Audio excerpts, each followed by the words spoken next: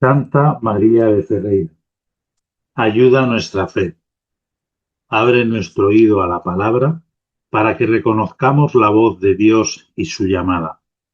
Aviva en nosotros el deseo de seguir sus pasos saliendo de nuestra tierra y confiando en su promesa. Ayúdanos a dejarnos tocar por su amor para que podamos tocarlo en la fe.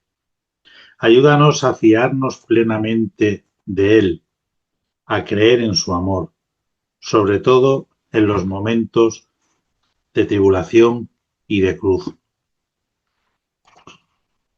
cuando nuestra fe es llamada a crecer y a madurar. Siembra nuestra fe la alegría del resucitado. Recuérdanos que quien cree no está nunca solo. Enséñanos a mirar con los ojos de Jesús para que Él sea luz en nuestro camino y que esta luz de la fe crezca continuamente en nosotros hasta que llegue el día sin ocaso, que es el mismo Cristo, tu Hijo, nuestro Señor. Bien, pues vamos a empezar el capítulo 4 del Apocalipsis, pero antes de meternos en el contenido del mismo, vamos a hacer un pequeño resumen de todo lo que hemos visto hasta este momento, para ir afianzando ideas básicas que nos tienen que ir ayudando a entender este libro del Apocalipsis.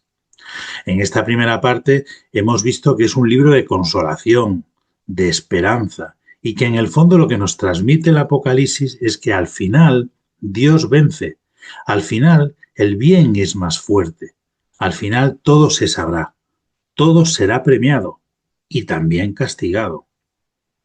Es un libro que nos va a mostrar que la historia tiene un sentido, que no estamos solos, que todo lo que ocurra en este mundo no se escapa de las manos de Dios y que hay un momento en la historia que ha marcado el resto de la historia. Hemos terminado y comprendido la primera parte del libro del Apocalipsis, que se caracteriza por ser la sección epistolar de las 7 cartas a las 7 iglesias, donde hemos ido descubriendo cada una de las debilidades espirituales que existen en las 7 iglesias. Sabéis que el 7 es un símbolo de plenitud y totalidad. Por lo tanto, cuando hablamos de las 7 iglesias, estamos hablando de la Iglesia universal. Este descubrimiento de las debilidades nos ha permitido, a su vez, poder hacer un examen de conciencia. Recordar que en las 7 iglesias, repasando un poco estas debilidades, vemos que en Éfeso la debilidad espiritual era el enfriamiento espiritual. No hay amor, está como muerta. Acordaros la frase de Jesús en el Evangelio de San Juan. Permanecer en mi amor. En Esmirna, la debilidad espiritual era perder el ánimo, es decir, el desánimo. En Pérgamo, la confusión doctrinal y la laxitud moral, es decir, el evangelio a mi medida. Quito aquello que no me gusta y hago un evangelio a mi medida. Bien, en Tiatira la debilidad era la mundanización, renunciar a lo que más cuesta del espíritu cristiano, que es renunciar a la cruz y al sufrimiento. En Sardes, vivir de las apariencias. En Filadelfia, la debilidad era la tentación de que son pocos y socialmente irrelevantes. Y en la Odisea, su debilidad era la tibieza espiritual ocasionada por el orgullo y la autosuficiencia. Pues bien, una vez que hemos hecho este examen de conciencia, nos va a permitir mirar hoy mucho más alto. Con este capítulo, con el 4, entramos en el acontecimiento verdaderamente apocalíptico, que es la historia de los últimos tiempos, las últimas realidades. Pero vamos a adentrarnos con humildad, sin querer hacer ningún tipo de interpretación propia y sabiendo que nos estamos adentrando en tierra sagrada, ya que es palabra de Dios, y vamos a ir analizando poco a poco el libro. Vamos a dar un paso más, vamos a complicarlo un poquito más. Venga, San Juan es transportado en espíritu al cielo, en donde va a permanecer allí hasta el capítulo 10, y allí contemplará las cosas celestiales y el anuncio de los sucesos futuros que tendrán lugar sobre la tierra. El cielo es considerado, siguiendo la concepción de los antiguos babilonios, como una bóveda sólida, en la cual se abren puertas de acceso y por una de ellas entra San Juan en el cielo, en donde Dios habita con su corte celestial. Hasta ahora hasta ahora Jesucristo, pues le ha mostrado a San Juan cosas que son, pero a partir de estos capítulos le va a mostrar las cosas que han de suceder en el futuro. Nos va a mostrar la historia entera de la salvación y esto lo voy a repetir a lo largo de todos los capítulos que vayamos viendo del Apocalipsis, que si Dios quiere llegaremos hasta el capítulo 22. Y lo voy a ir continuamente repitiendo. Es decir, nos va a mostrar la historia entera de la salvación desde el principio hasta el final, pero visto en toda su integridad. Por ello, vamos a elevarnos un poquito más alto, junto a San Juan, para poder contemplar lo que es la historia, pero desde un punto de vista nuevo, y nos vamos a ir encontrando cosas mucho más grandes. Todo ello lo vamos a hacer de la mano de San Juan. Él es el que nos va a ir guiando por este camino.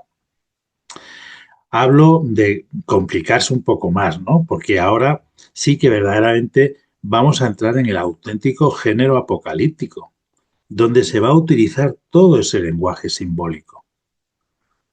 Recordar, y estamos un poco, como decíamos en la introducción, muchas veces el término apocalíptico lo relacionamos en su momento, cuando desconocíamos bien el contenido de este libro, lo relacionamos con la apocalipsis del fin del mundo, las hecatombes mundiales, las guerras, la peste, etcétera, etcétera, ¿no?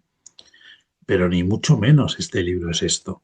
El apocalipsis viene del verbo apocalipte en griego, que significa quitar el velo, significa desvelar, retirar un velo para que podamos ver o dar a conocer aquello que está oculto.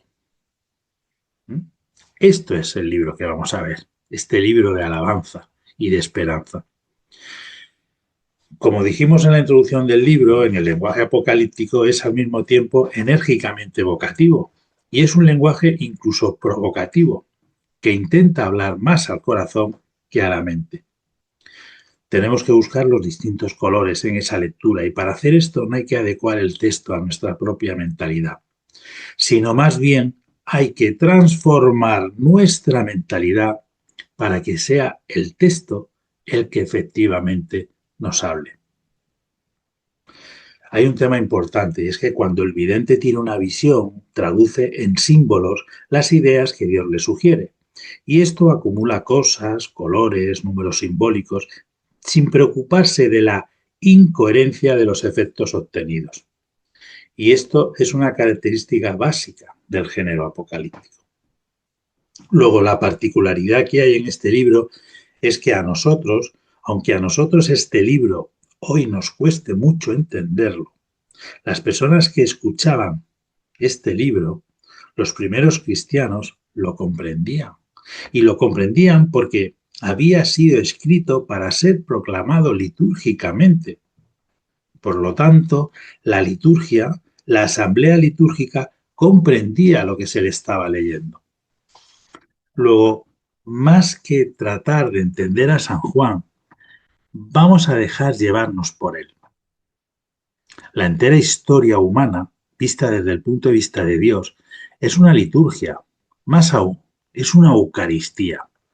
En el sentido etimológico, en su significado original, es un gran himno de alabanza. Y como ocurre en toda liturgia, el relato es una evocación, mucho más que narrar algo histórico.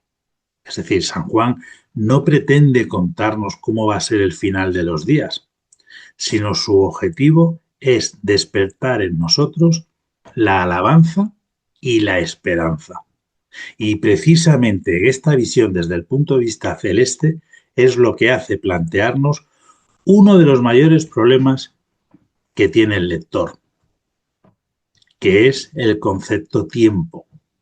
En el libro del Apocalipsis, el desarrollo del tiempo está como parado, solidificado, como una fotografía en un instante único, en el que todo ocurre a su vez. Las cosas narradas han ocurrido, ya están sucediendo ahora y ocurrirán todavía en el tiempo. Siendo la narración de una liturgia, el libro relata ante todo una alabanza dirigida a Dios y la celebración de su obra de salvación. Luego vuelvo a insistir que el Apocalipsis es un gran himno de alabanza. Los capítulos 4 y 5 del Apocalipsis tienen unas estructuras bastante homogéneas. Entonces, muchas veces merece la pena estudiarlos juntos, porque además tienen pocos versículos. Pero, como ya he comentado muchas veces, yo prefiero estudiarlo por separado. Lo que vamos a hacer ya, y nos vamos a meter ya en el capítulo 4, es que vamos a intentar ir desmenuzando y exprimiendo y sacándole el máximo jugo que podamos a la lectura del capítulo 4. Vamos a ir analizando cada una de las frases que nos va contando aquí San Juan. Vemos ya, y nos metemos en el capítulo directamente, vemos que el capítulo 4 damos un paso más. Se abre una puerta y vamos a mirar qué hay dentro de esa puerta. Vamos a mirar desde dentro de las realidades celestes. Y dice así el texto. Empieza el capítulo 4 de esta manera. Después tuve una visión.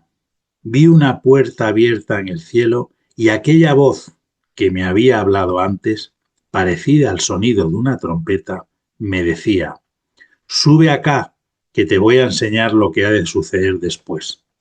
Al instante caí en éxtasis. Es decir, vamos a analizar esto. ¿Qué es lo que nos quiere decir? Pues hombre, se le ha abierto una puerta en el cielo. ¿Qué quiere decir esto? Que él ya es el vencedor, porque ha resistido a los combates espirituales, ha superado esas debilidades espirituales que se hablaban en las cartas a las 7 iglesias, a la Iglesia Universal, y por tanto puede acceder al trono de Dios y desde allí juzgar la historia, contemplar el juicio de Dios y hasta participar en él. Vamos a ver qué nos quiere decir Dios a través de San Juan. En primer lugar, a San Juan ahora se le va a mostrar una realidad divina, una escena que acontece en el cielo. El título podría ser como Visión de la corte de Dios. O sea, San Juan es transportado al cielo y va a permanecer allí hasta el capítulo 10. Y tiene una visión de lo que es el trono de Dios, donde Dios está y donde Dios reina. Decíamos que el Apocalipsis está mostrando constantemente lo que acontece en el cielo y en la tierra y qué relación tiene entre uno y otros. Es decir, el mundo celeste y el mundo terrestre. Si os acordáis, hablábamos en su momento en la introducción cuál era una de las características de la apocalíptica judía. Pues la principal y más importante, a ser quizás la razón de por qué cuesta entenderlo, es que el libro va a aparecer mezclado dos realidades, una realidad celeste y la otra terrestre. O dicho de otra manera, una dimensión cósmica, el cosmos y la creación, es un nivel divino que solo es accesible mediante revelación, es decir, nuestra razón no puede llegar a alcanzar lo que ocurre a nivel divino, a nivel espiritual. Y luego hay una dimensión histórica, una historia de la humanidad, es decir, un nivel accesible a la experiencia humana. La vida que vivimos y que vivían en aquel tiempo, la vida de la historia. Por eso muchas veces el concepto tiempo no es comprensible para nosotros, porque está visto como desde la eternidad, como si todo aconteciera a la vez. Pero vamos a ir captando uno a uno estos datos. Venga, vamos a intentarlo. Nos ponemos en manos del Espíritu Santo, que nos vaya guiando. Bien, pues continúa el texto y dice, y aquella voz que me había hablado antes, parecida al sonido de una trompeta. ¿Qué es esto del sonido de una trompeta? Pues mirad, el hablar con voz de trompeta es interesante porque cuando Dios se manifiesta en el monte Sinaí, el tipo de voz que tiene Dios es esta. Si vemos en el Éxodo 19, 16, 17, dice, el tercer día al rayar el alba, hubo truenos y relámpagos. Una densa nube cubría el monte y podía oírse un fuerte sonido de trompeta. Todo el mundo en el campamento se echó a temblar. Moisés hizo salir al pueblo del campamento al encuentro de Dios y se detuvieron al pie del monte. Por lo tanto, una voz de trompeta es una voz potente como la voz de Dios y tal como se describe en el Éxodo. San Juan recupera esa imagen del Éxodo para el libro del Apocalipsis. Y sigue así el libro del Apocalipsis. Vi entonces un trono erigido en el cielo y a uno sentado en el trono. Es decir, lo primero que ve San Juan es un trono y a uno que está sentado en ese trono rodeado de sus asistentes. El trono, lo que representa, el trono no es el sofá, sino el trono lo que representa es la autoridad, el poder, es el lugar desde el que se promulgan las leyes y desde el que se emite la sentencia. Es la sede del que domina con su poder. Y no se nos dice el nombre del que está sentado en el trono, porque su nombre es inefable, no se puede explicar con palabras. Porque el que está sentado en el trono es creador y siempre está observando.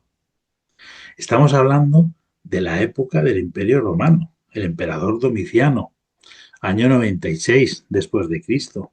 Luego aquí lo que se inicia también es el juicio del imperio.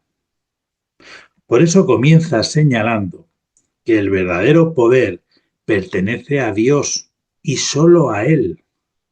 Es Él quien hace las leyes, quien juzga y aplica las sentencias. Es interesante notar la expresión, la presencia de la expresión Señor y Dios nuestro, que era muy conocida para los lectores de San Juan y que Domiciano, el emperador, pretendía para sí mismo, porque los propios emperadores romanos querían trasladar siempre al pueblo yo soy tu Dios y Señor.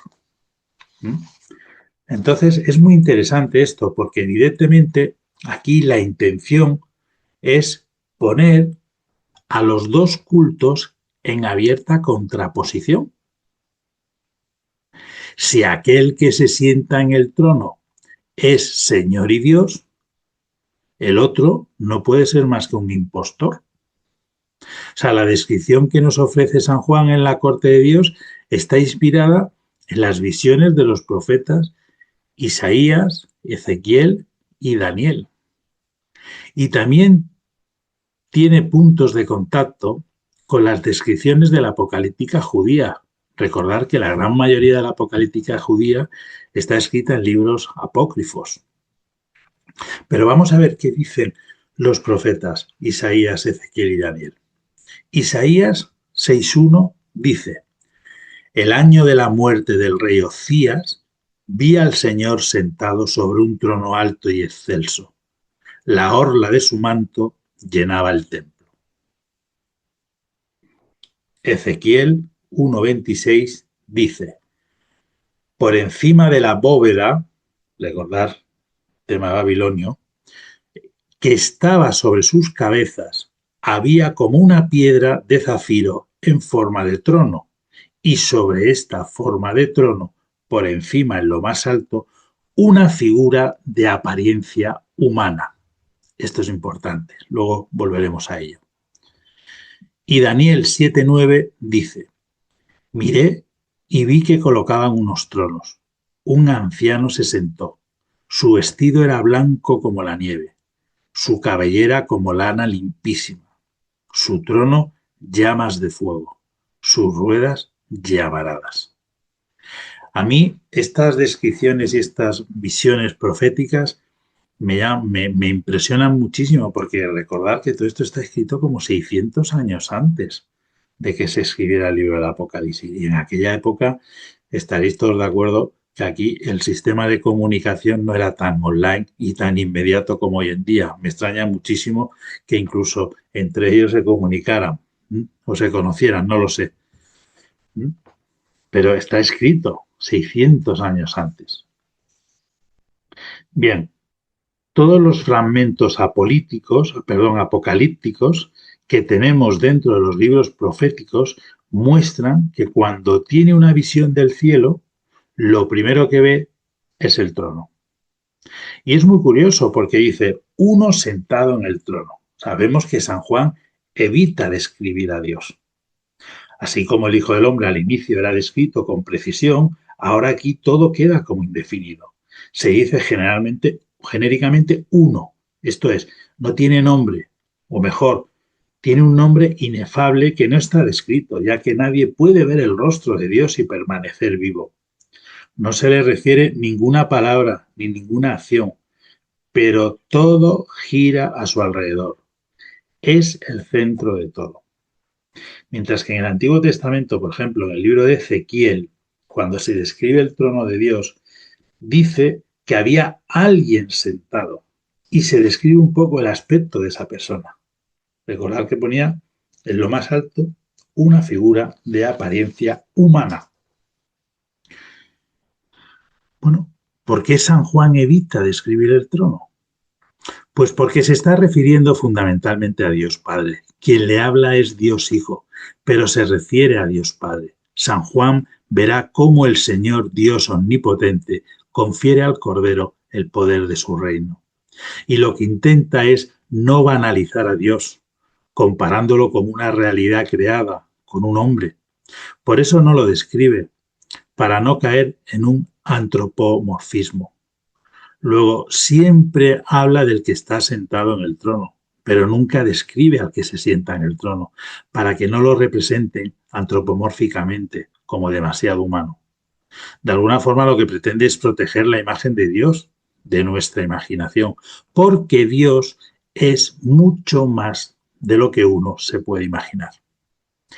Sin embargo, San Juan evita el nombrar y describir en forma humana aquel que está sentado sobre el trono, el cual habita en una luz inaccesible y al que nadie ha visto ni puede ver. O sea, San Juan, para indicar misteriosamente la divina presencia, recurre al resplandor de piedras preciosas y del arco iris.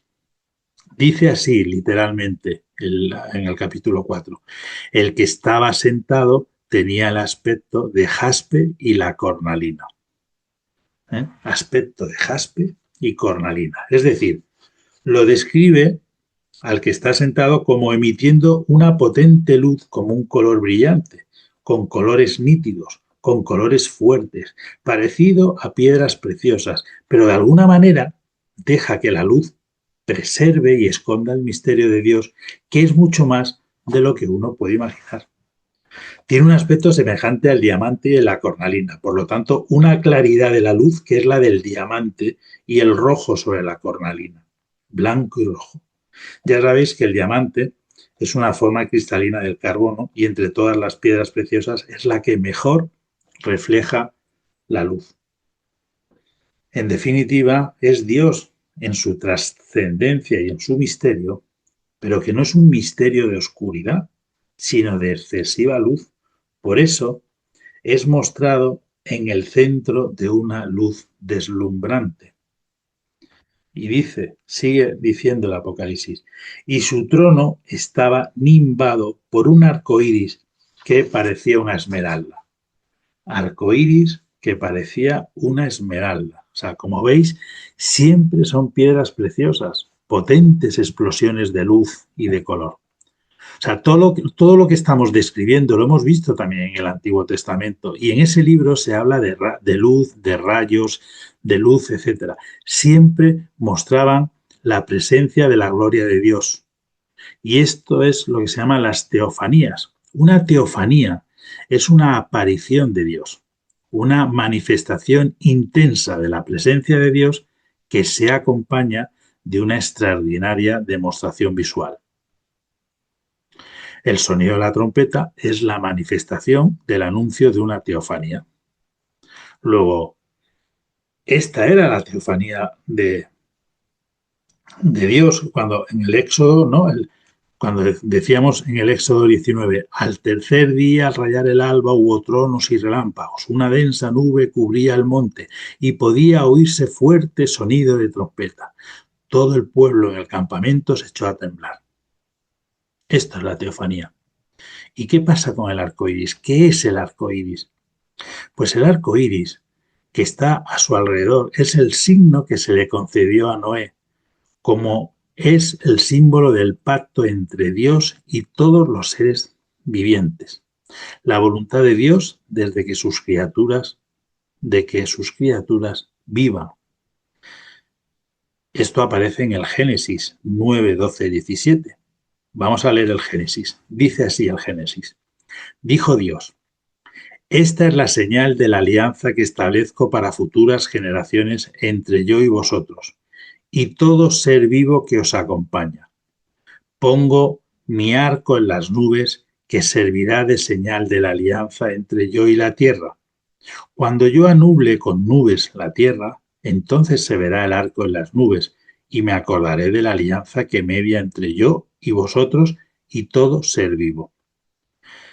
Ya no habrá más aguas diluviales que exterminen la vida, pues en cuanto aparezca el arco en las nubes, yo lo veré y me acordaré de la alianza perpetua entre Dios y todo ser vivo, toda la vida que existe sobre la tierra. Reiteró Dios a Noé: esta es la señal de la alianza que he establecido entre yo y toda la vida que existe sobre la tierra. Por tanto, está claro que San Juan lo que está viviendo es una teofanía, una manifestación de Dios. ¿Mm? Bien, vamos a continuar con el texto bíblico y ahora vamos a pasar al siguiente texto. Pues ha servido como fuente de inspiración para muchos maestros artesanos de la época, del románico, del gótico, ¿no? Aquí en Galicia tenemos dos ejemplos maravillosos que reflejan lo que nos relata San Juan en el Apocalipsis, en el capítulo 4, ¿no? El pórtico de la gloria, que San Juan está viendo aquí la gloria de Dios, luego el pórtico de la gloria en la Catedral de Santiago y por otro lado la maravilla del pórtico del paraíso, ¿eh?, en la Catedral de Orense, ¿no? Bien, ¿qué dice el texto del Apocalipsis? Dice: vi otros 24 tronos alrededor del trono. En ellos estaban sentados 24 ancianos vestidos de blanco, con coronas de oro sobre sus cabezas. Pero, ¿quiénes son estos 24 ancianos sentados al lado del trono de Dios? El número 24 es un número muy simbólico porque es la suma de 12 más 12. En el Antiguo Testamento los patriarcas eran 12 y en el Nuevo Testamento los apóstoles son 12. Por lo tanto, los 24 ancianos del libro del Apocalipsis es la suma del Antiguo y el Nuevo Testamento. O lo que es lo mismo, los justos del Antiguo Testamento y los del Nuevo Testamento. Ellos están representando a la totalidad del pueblo de Dios. Los 24 ancianos son hombres y no son ángeles, porque ningún ángel puede ni podría sentarse ante la majestad de Dios. Está sentada la antigua y la nueva alianza delante del trono de Dios. Son las 12 tribus de Israel y los 12 apóstoles del Cordero. Es la unidad de toda la historia de salvación que veremos que vuelve a aparecer en la Jerusalén celeste. Si os acordáis, en la carta a la iglesia de Filadelfia se hablaba de la nueva Jerusalén, que es la Jerusalén celeste, el cielo. ¿Y qué significa que estén vestidos de blanco? Bueno, hemos visto que es la plenitud, es decir, el número 24 del pueblo de Dios, que con vestiduras blancas, el blanco era el color de la victoria, del triunfo, de la pureza. Por lo tanto, con vestiduras blancas significa que participa de la victoria de Cristo. Son los vencedores, los que han salido vencedores en el combate a la tierra y ahora están sentados en el trono como tal y pueden participar de la realeza de Dios. ¿Qué significa estar sentados en el trono? Significa que participan de la realeza de Jesús. En un trono se sienta un rey. Por eso tienen dignidad real. No por sí mismos, sino por esa participación de la realeza de Jesús. Y esto es una palabra muy importante. Participación de la realeza de Dios. Hay 24 ancianos sentados alrededor de este trono que forman parte de esta bienaventurada vida de Dios. La posición de estar sentados es la propia del juez. O sea, de alguna forma, Cristo asocia a los cristianos no solo a la victoria sobre la muerte, el vestido blanco, sino a que ellos reinan también en el mundo. Esto está escrito en una época donde los cristianos están siendo perseguidos, pero el mensaje del Apocalipsis es de esperanza, porque les dice, algún día vosotros reinaréis y juzgaréis al mundo. Por eso se sientan en un trono para juzgar y de hecho, aparte de estar sentados, tienen también coronas de oro sobre sus cabezas. Es decir, están asociados, como hemos comentado antes, a la realeza de Cristo. Han triunfado, han vencido. Simbolizan también su autoridad y la parte que toman en el gobierno del mundo. La corona que llevan nos revela que son los vencedores y hay que contarlos entre el número de los resucitados por el paso del vestido blanco. Así se cumple la promesa hecha por Jesús en el Evangelio de San Mateo.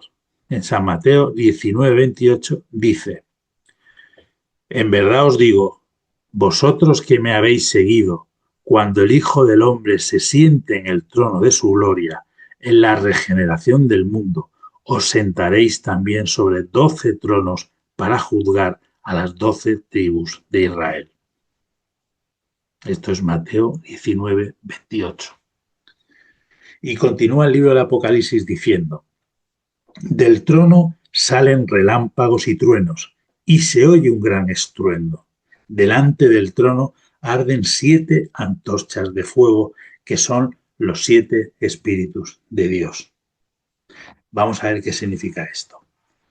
Los truenos y relámpagos, ya lo sabemos, son la imagen tradicional de la voz y de la acción de Dios, sobre todo en las teofanías. Ya lo hemos comentado. Simbolizan al mismo tiempo el poder terrible que Dios tiene y que manifestará castigando a los transgresores de su ley y a sus enemigos. Las 7 lámparas de fuego son los 7 espíritus de Dios con los que Dios comunica su autoridad al mundo. Ya vimos que esas lámparas eran los espíritus de las iglesias y están delante del trono porque son los comunicadores, los mensajeros entre Dios y los hombres. Recordad que en las cartas a las 7 iglesias iban dirigidas al ángel de esa iglesia y que el ángel es lo que hoy en día es el obispo. La imagen empleada por San Juan procede del candelabro de 7 brazos que ardía noche y día en el templo de Jerusalén y que el profeta Zacarías recuerda en una de sus visiones. Zacarías en el 4:2 dice, me preguntó, ¿qué ves? Y respondí, veo un candelabro de oro macizo con una cazoleta en su vértice. Tiene 7 lámparas y 7 boquillas para las 7 lámparas que lleva encima. O sea, delante del trono ve el profeta como un mar de vidrio semejante al cristal. Literalmente se dice en el capítulo 4 del Apocalipsis, y hay una especie de mar transparente semejante al cristal. O sea, mar de cristal. ¿Qué es esto? Pues aparece en muchos sitios porque es evidentemente el firmamento, tal como lo imaginaban los hebreos. y particularmente la literatura apocalíptica. Mirad, en el Éxodo 24:10 dice: y pudieron ver al Dios de Israel, bajo sus pies había como un pavimento de zafiro transparente como el mismo cielo. En Ezequiel 1:22 dice: sobre las cabezas del ser había una especie de bóveda como de cristal resplandeciente, extendida por encima de sus cabezas. En el Apocalipsis 13:1 dice: vi una bestia que salía del mar. Y en el Apocalipsis 17 dice: las aguas donde has visto sentada a la prostituta son pueblos y multitudes de naciones y lenguas. Es decir, siempre en el Apocalipsis, cuando el mar está agitado, cuando el mar está enardecido, está mostrando el mal. Es un símbolo del mal. Salen las bestias de él y la figura del mal es la que procede del mar. O sea, en la literatura apocalíptica, el mal con L, el mal lo va a subrayar constantemente. Luego, este mar de cristal es la barrera con la trascendencia, es lo que separa el cielo de la tierra. ¿Y qué es lo que ocurre? Que cuando la situación está calmada, cuando el mar es purificado y está limpio, permite pasar la luz de Dios, permite la comunicación entre el cielo y la tierra. Mientras que cuando el mal obra con fuerza, en el mundo de los hombres la comunicación con el cielo es mucho más compleja.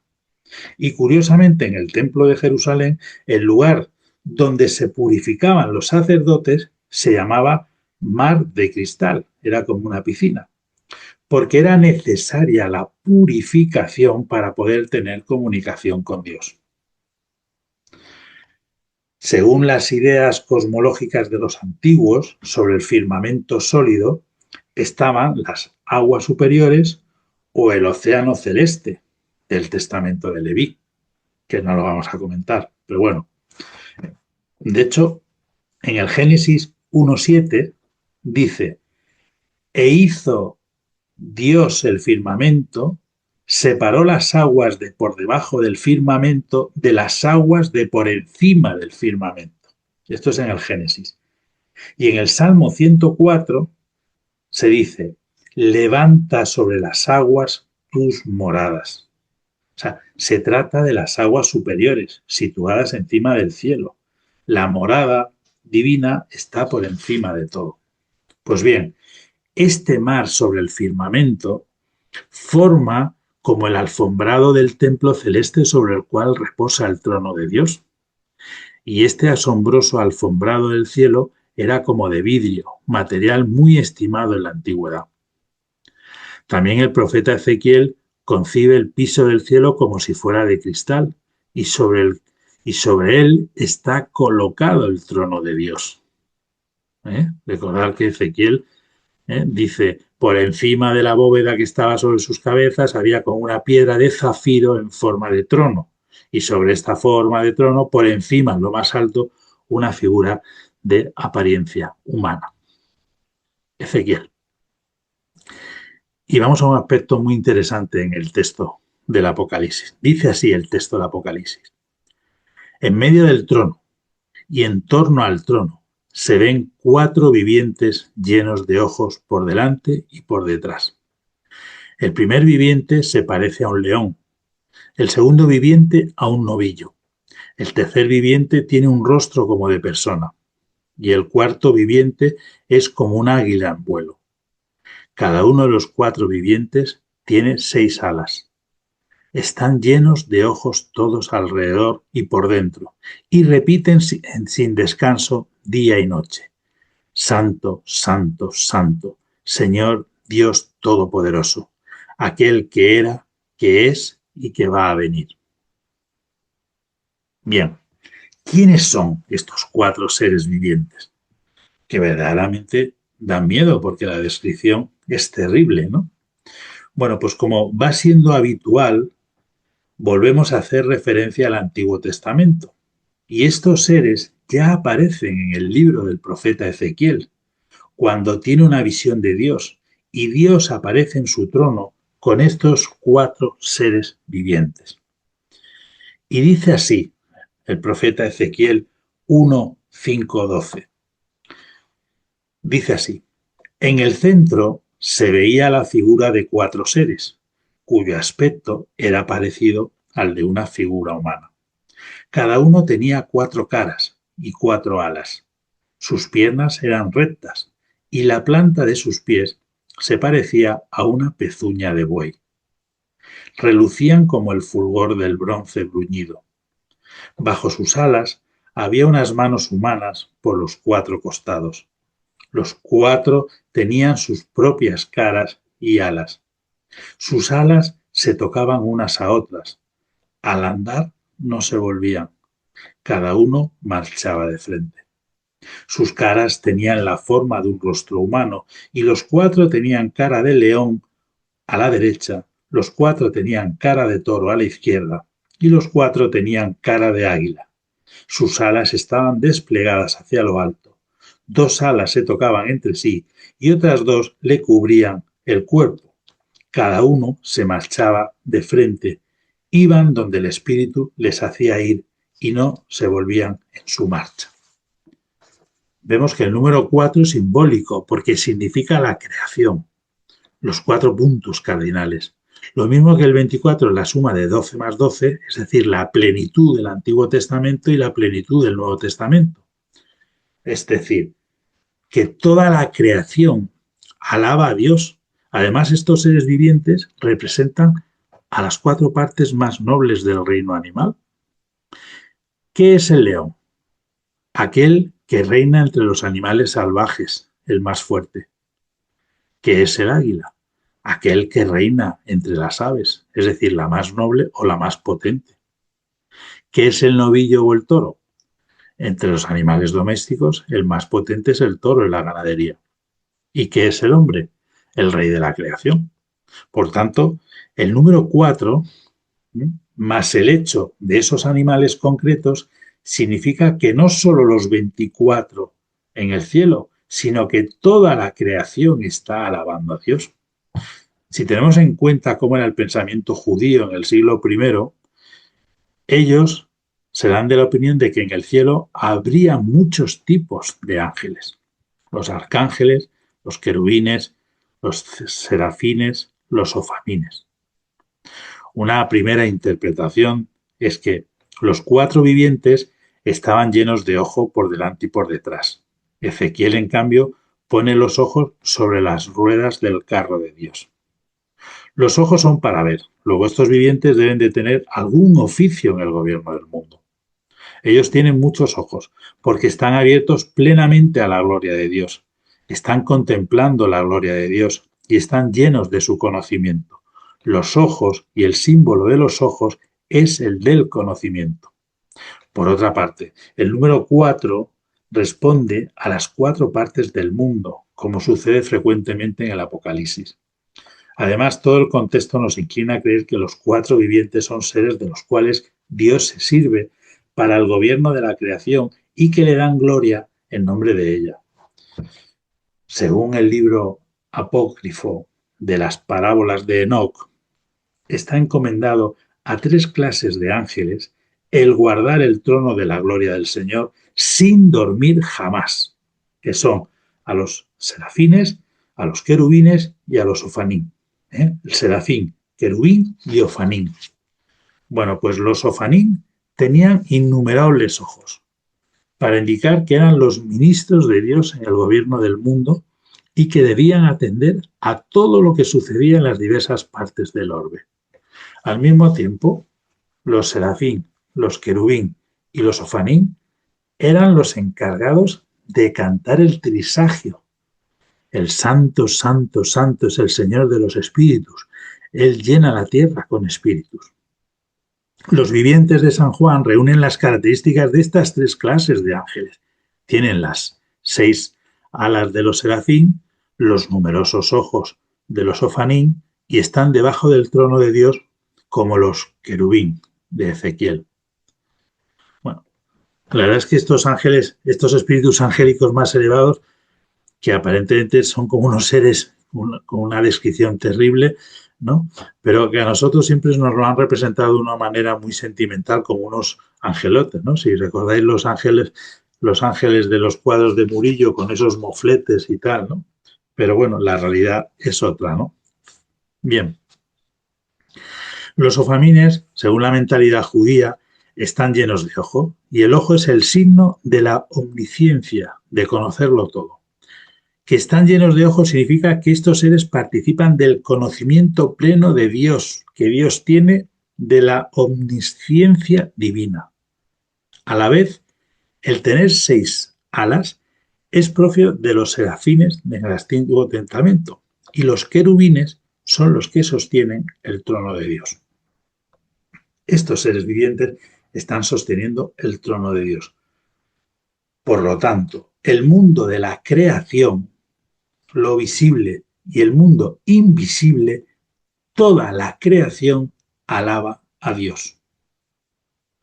En el credo que decimos, creador del cielo y de la tierra, de todo lo visible e invisible. Bueno, pues estos 4 seres están fabricados uniendo todas las características de los ángeles y uniendo todas las características del universo creado. Estos 4 vivientes nos recuerdan a algo que también apareció en el Antiguo Testamento. Y esta es la cita de la visión de Ezequiel en el capítulo 1, ¿no? Que ya lo hemos leído antes. Bueno, pues ¿cuál es la diferencia entre Ezequiel y el Apocalipsis? Pues la diferencia entre Ezequiel y el Apocalipsis es que en Ezequiel los 4 vivientes están unidos, forman una sola unidad. Tienen los mismos rostros, pero forman una sola unidad. Mientras que en el Apocalipsis cada uno tiene 6 alas y cada uno está lleno de ojos, por fuera y por dentro. Y además están entonando el canto del trisagio. Pero vamos a dar un pasito más, vamos a avanzar un poquito más. Mirad, la tradición cristiana siempre se ha servido de estos 4 vivientes que sostienen y transportan el trono de Dios para poder simbolizar a los 4 evangelistas que forman la cuadriga de Jesucristo. Estos 4 seres, según la simbología cristiana, han empezado también a representar a los 4 evangelistas.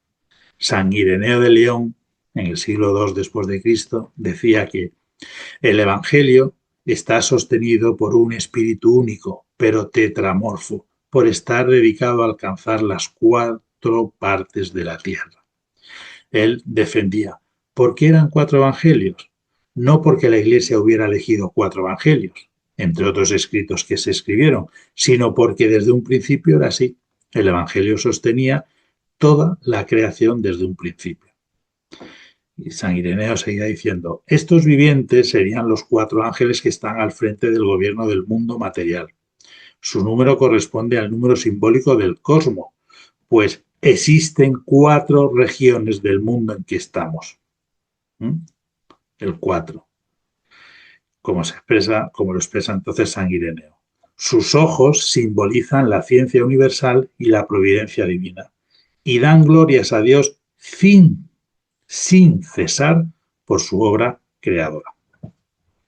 Entonces también San Ireneo ve simbolizado en estos 4 animales a los 4 evangelistas. ¿Y cómo los ve? Pues mirad, dice San Mateos. San Mateo lo representó como la figura humana. ¿Por qué? Porque San Mateo empieza su evangelio con la genealogía humana de Jesús. San Marcos empieza su evangelio diciendo, voz que grita el desierto. Por tanto, lo representa con la figura del león, la voz potente que se halla en el desierto. San Lucas se representa como con la figura de un toro, porque su evangelio empieza con la aparición del ángel Gabriel a Zacarías. Y Zacarías, que era el padre de Juan Bautista, era sacerdote, y los sacerdotes ofrecen novillos en el templo de Jerusalén. Y San Juan, como siempre ha gozado de ser el evangelista más profundo teológicamente, pues digamos que tiene una visión de águila. La razón de esto es que está en que desde el prólogo de su evangelio se remonta con vuelo de águila hasta la altura de la misma divinidad. De hecho, el evangelio de San Juan comienza con el prólogo y en ese prólogo nos habla de cómo el verbo de Dios, antes de encarnar a Jesús, vivía en el seno de la Trinidad, en el seno del Padre. Es decir, comienza el evangelio no aquí en la tierra, sino en lo alto del cielo, como un águila. Pero lo verdaderamente importante de aquí es lo que estos seres vivientes están aclamando, y es el Santo, Santo, Santo, Señor Dios Todopoderoso, aquel que era, que es y que va a venir. El término todopoderoso en griego es pantocrator, o sea que cuando decimos en el arte un pantocrator que aparece Jesús, aparece siempre en medio de los cuatro evangelistas. Y día y noche no cesan de cantar. Cuando uno comprende, cuando uno conoce la gloria de Dios, no puede dejar de cantar día y noche.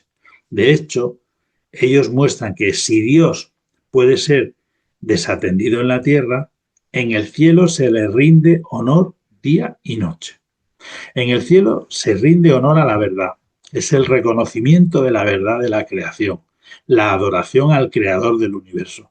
Y esto es lo que brota de todos los ángeles cuando decimos los ángeles cantan.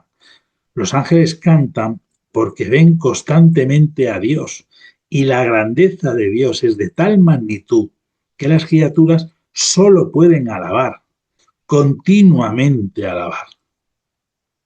Y ese canto del Santo, Santo, Santo, esta triple aclamación del nombre de Dios, ¿no? Ese es el canto. Y aquí tenemos una magnífica alabanza a la divinidad, a la omnipotencia y a la eternidad de Dios. Esta hermosa doxología, la doxología se traduce como una fórmula de alabanza a la divinidad, especialmente a la Trinidad en la liturgia católica y en la Biblia, ¿no? Bueno, pues esta hermosa doxología se inspira, y la hemos escuchado en el Antiguo Testamento, en concreto en la advocación de Isaías, porque de nuevo Isaías tiene una visión del trono, y los ángeles están diciendo esto. Isaías, en el 6:1-4, dice: el año de la muerte del rey Ocías vi al Señor sentado en un trono excelso y elevado, y sus haldas llenaban el templo. Unos serafines se mantenían erguidos por encima de él. Cada uno tenía 6 alas. Con un par se cubrían la faz, con otro par se cubrían los pies y con el otro par aleteaban. Unos a otros se gritaban: Santo, Santo, Santo, Yahvé Sebaot, llena está toda la tierra de su gloria. Digamos que estamos ante una liturgia de alabanza, ¿no? Nos suena, en misa, antes de la consagración, rezamos el Santo, Santo. Bueno, pues los 24 ancianos, como los seres vivientes, en el libro del Apocalipsis, están rezando el Santo. ¿Y qué quiere decir esto? Este punto aquí, esto es importante. Pues que la oración del cielo es oración de alabanza a Dios, que por tanto lo que sucede en cada misa es que nosotros, que estamos en la tierra, nos unimos a la alabanza del cielo. Es decir, que el milagro de la liturgia, el milagro de la misa, es que se difuminan las fronteras entre el cielo y la tierra. Y yo estando aquí en la tierra, ya comienzo a saborear lo que algún día haré al final del mundo, que es estar en el cielo alabando por siempre a Dios. La liturgia de la Iglesia es, en efecto, una participación terrestre de la liturgia celeste. Y esto es muy importante. Esta aclamación de Santo, Santo, Santo se llama trisagio, porque agio en griego significa santo y tri es 3, luego 3 veces santo. Ya sabéis que la triple repetición del santo es una manera de expresar el superlativo muy propio de la lengua hebrea. Santo, santo, santo equivale por tanto a decir santísimo, porque es como un superlativo cuando lo repetimos. Esta triple aclamación, el trisagio a la santidad divina, quiere poner de relieve la trascendencia divina, separada de todo lo contaminado y de toda la maldad. Los misteriosos vivientes aclaman, pues, la santidad de Dios y al mismo tiempo su omnipotencia y eternidad. Por eso no cesaban de repetir: Santo, santo, santo es el Señor Dios Todopoderoso, el que era, el que es y el que viene. De igual modo que los serafines de Isaías no cesan ni de día ni de noche de ensalzar la santidad del Señor Dios Todopoderoso. En el Antiguo Testamento se habla de Dios como el 3 veces santo, y esto lo recupera el Apocalipsis. Y es curioso porque dice que los ancianos no simplemente alababan a Dios con su boca y los vivientes, sino que también con gestos rezaban con todo su cuerpo, porque dice que se postraban al que estaba sentado ante el trono. Y dice así el Apocalipsis: y cada vez que los vivientes dan gloria, honor y acción de gracias al que está sentado en el trono y vive por los siglos de los siglos, los 24 ancianos se postran ante el que está sentado en el trono y adoran al que vive por los siglos de los siglos, y arrojan sus coronas delante del trono, diciendo: eres digno, Señor y Dios nuestro, de recibir la gloria, el honor y el poder, porque tú has creado el universo, por tu voluntad existe y fue creado.